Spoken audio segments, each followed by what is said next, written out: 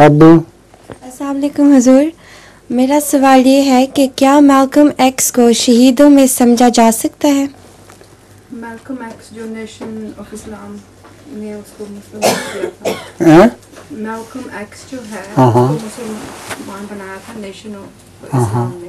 تو جب وہ حج کرنے گیا تھا تو وہاں اس نے صحیح پتہ کیا کہ وہ غلط ہے.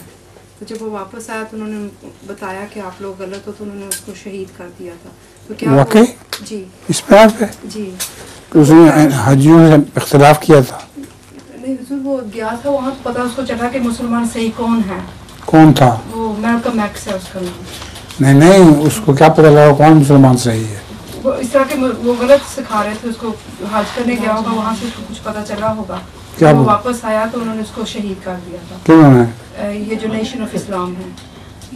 اس کے واقعہ تو وہ یہ پوچھنا چاہتے ہیں کہ کیا وہ شہیدوں میں شامل ہوگا؟ نہیں، یہ کوئی پتہ نہیں. ٹھیک ہے. جزاک اللہ.